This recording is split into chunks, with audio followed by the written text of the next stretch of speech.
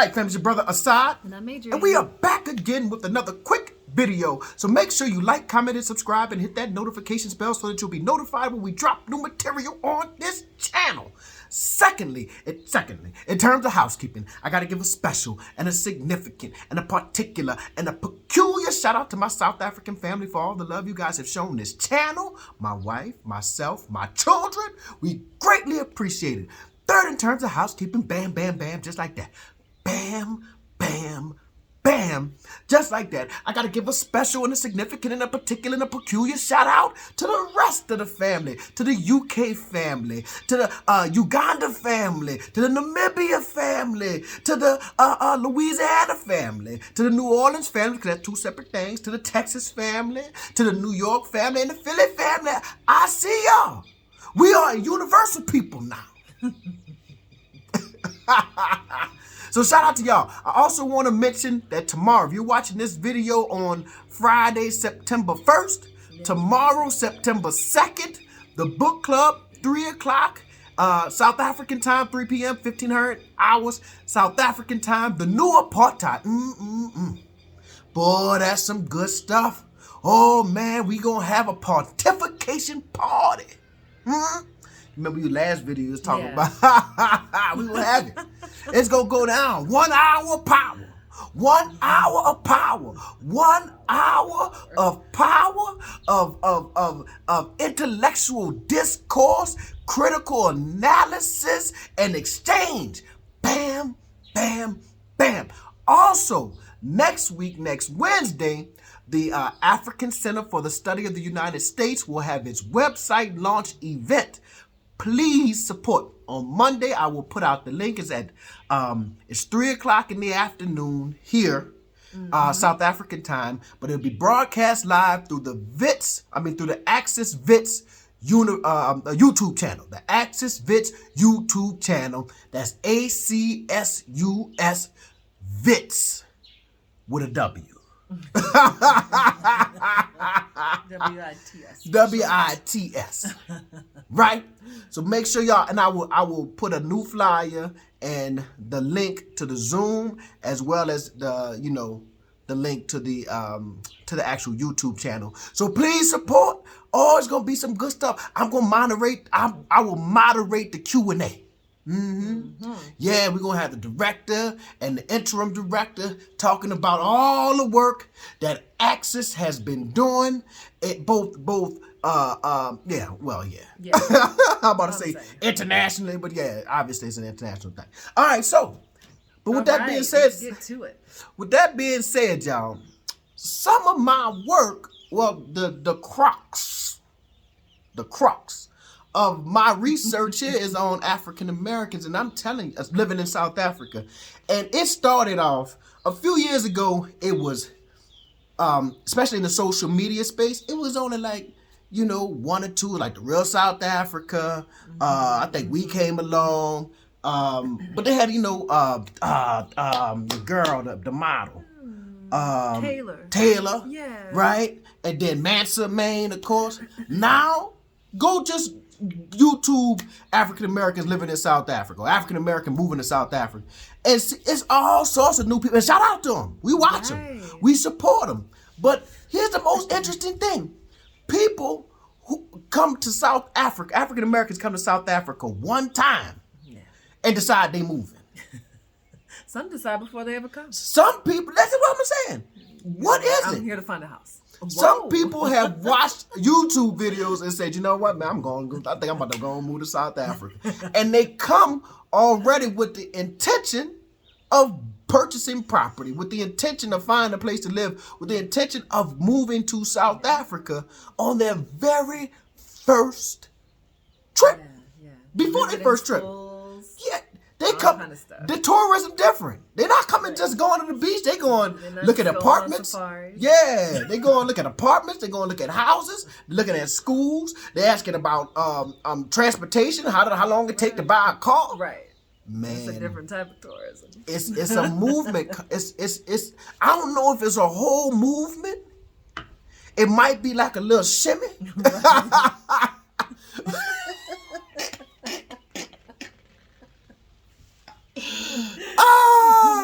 But it's something happening. A little spark. It's something happening, and I got the numbers. And I'm telling you, I got the qualitative and quantitative data, and I'm saying this is something. This is new. Right. When you look up, if you were to look up academic or scholarly articles on African American migration, if you would look up African American migration, guess what you're gonna find? You know what you're gonna find? Yeah. What? I know.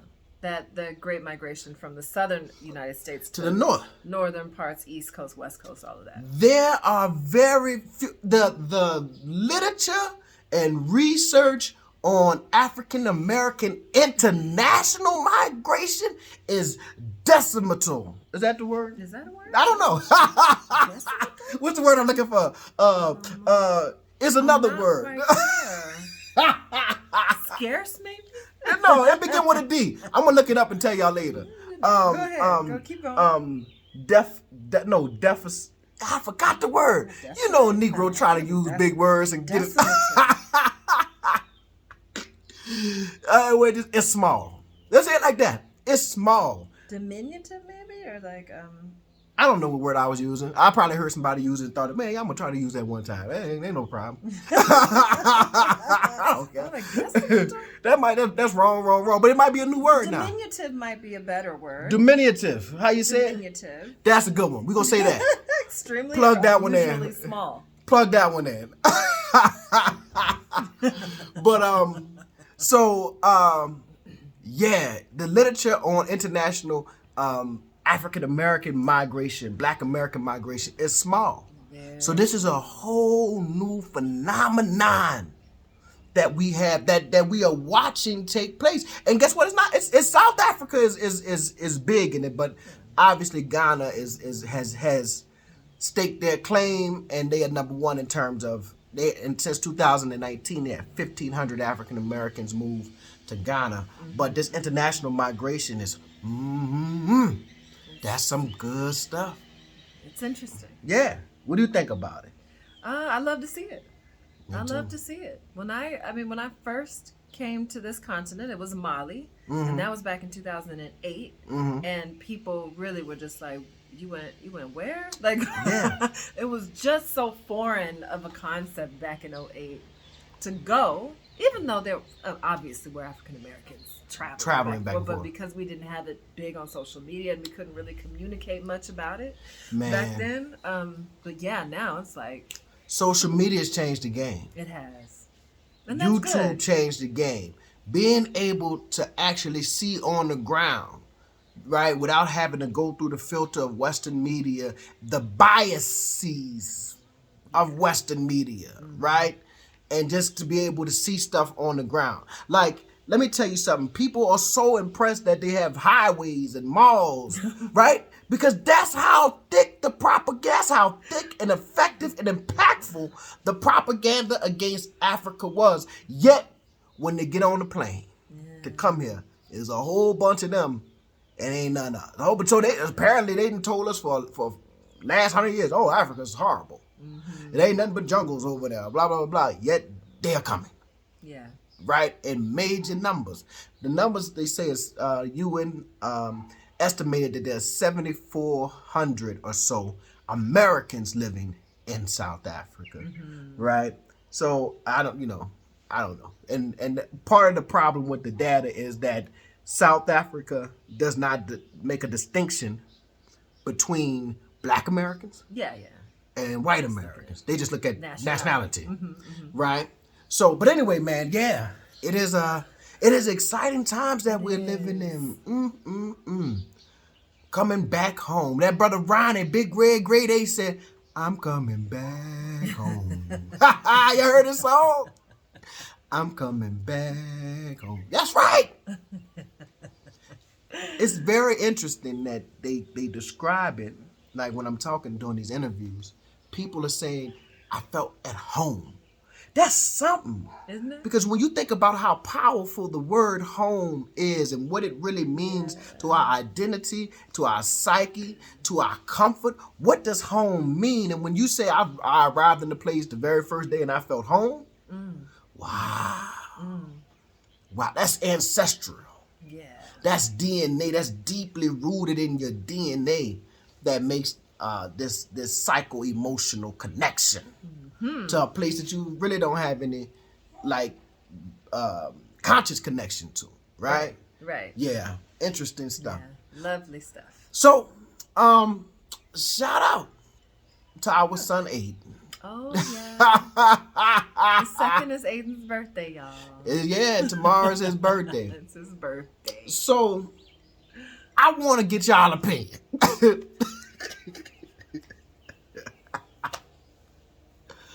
Man, so in the States, there's a rule. Yeah. There's a rule.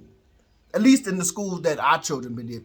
If it's somebody's birthday, and that child wants to bring like some cupcakes or a pizza, he has to bring it for everybody. Everyone, right. Even when I was growing up, that's the rule. You don't come here with no 2 cupcakes and give one for yourself and one for your partner, and everybody else in the class looking like, damn. Y'all eating in front of you know what I'm saying? No, that's not how that works. Point where if you had a party and you wanted to invite people to they invite everybody. If you were going to do it at school, you had to invite everyone. Like, you couldn't just be like, nah, just you. Right. That's because children are children, and they get emotional. Hence, my son got emotional.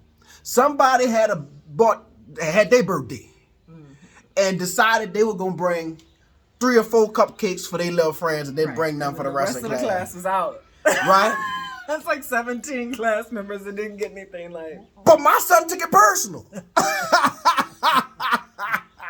He took it personally, right? He felt slighted. So now his birthday tomorrow. This was like months ago. Yeah, so he held on to it for a long time. Like, okay, cool, check. Yeah. So now it's his birthday tomorrow. Today, yesterday we said, okay, we're going to buy some pizza for the class. No. I only want to give slices to my friend. I said, you can't do that, man. You can't just give slices to your friend. First of all, it's not really a cupcake. Cupcakes, I can almost make the excuse. You know? It's wrong. The parents should have said, okay, I'm going to buy it for everybody. Right, the parents should have been like, nah, we're not going to do that. But it's a cupcake. Parents petty, too. we could have been petty, but we said no. We're going to buy, how many pizzas we bought? Four pizzas? Something like that. For the class. And I was like, now, he is literally upset. Yeah, he was upset. Because I said, no, you will give pizza to everybody.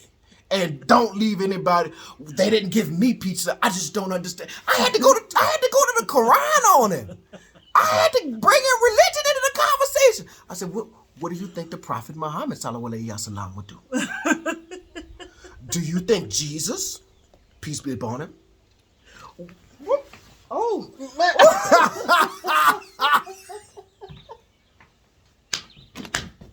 That scared me. I was like, what is that? Pigeon feather. I can't stand them things. Nasty rats with wings. A pigeon ain't nothing but a rat with wings. Now, what were we saying? I don't know. we gonna talk about this. Yeah, we brought it to religion on him. Yeah. And he agreed. He was like, yeah, you know, the prophet will give it to everyone. But he still didn't want to give it. He said, yeah, that's cool. I said, well, damn. I said, well, if I can't convince you with God, I don't know what to do. And the worst of it is he didn't want to give his teacher any. I said, bro, that's politics. I said, you gotta learn politics. You want to keep her on your side. You might want to give her two. I don't want to give her any. This morning he was still on that. When I went to drop it off, he was like, I think I can have an extra slice for me because I'm not giving it to She corrected him earlier today. Pray for Aiden, y'all, because I see he got a little. I don't know where he get that from. I'm not like that. I'm not like that. Honestly. I'm not like that, man. Especially not when it comes to people I need to have on my side. Right. You know? Politics, man. She can hold a pen. Now, you be the tallest woman. You gonna fail behind a pizza. Huh? Behind a piece of pizza. Huh? For real. You gonna get this woman mad at you and have her in her feelings. So when you between a B and an A, she give you the B instead of the A. And then when I told him, I said, man, she mess around and fail you because she be holding. she would just be a horrible person if she failed. I was like, well, you a horrible person for not giving her a piece of business. Single slice. That woman ain't teach you nothing. Because she's trying to teach you? Make it make sense. He hates, first of all, he hates school. Yeah, you ever seen a child said that? He's been consistent with that since day one. Since the first day he went to school. Pre-K, he's been like, I don't like this. Watch, does well in school. A's and B's, the teachers are like, he's the best student. He hates school. Every day he complained about it. Ask me every day, can I skip today? He come home just how was school? I hate school. Why do they make it? They're making us work for free. This is like slavery. I was like, man, make that make sense. Our education is your payment, brother. You working for your education. But yeah, man, so that's our children. So we had one story about Austin. Now y'all get to understand Aiden a little bit better. He a tyrant. But he's got a friend coming over today. Yeah. He's so excited. The friend's gonna bring his bike so they can roam the estate freely. Oh man.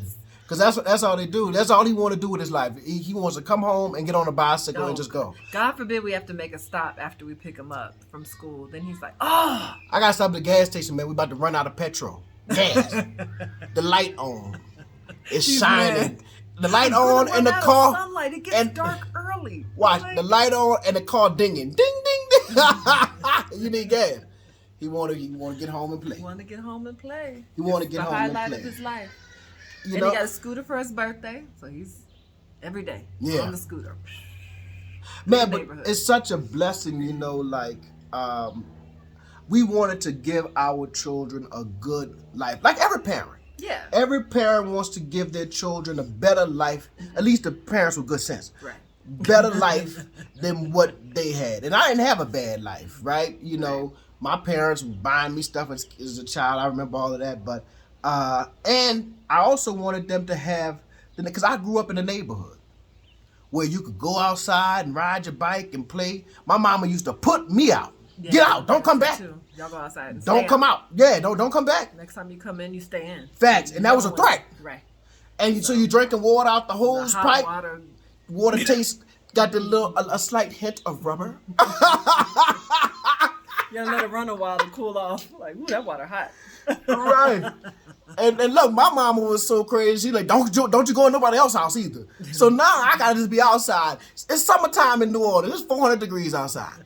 Everybody just, you know, but you can't, look, my mama, don't go in anybody else's house. Y'all just be outside. So we would be outside for hours. So I wanted my children to kind of have that experience, you know, to be able to roam free and play, because times changed in the city of New Orleans where you were able to do that. Then it got so bad that it was like you ain't able to let your children go outside. So oddly enough, we came to South Africa and they were able to go outside, you know, despite what the media says. Yeah, man. So anyway, man, it's been 18 minutes already. Oh my God. If you have watched this long, you a soldier. Indeed. Bam, bam, bam. I salute you. But I think we have to go because we talking about children. But we got to go pick up children. So see y'all next time, fam.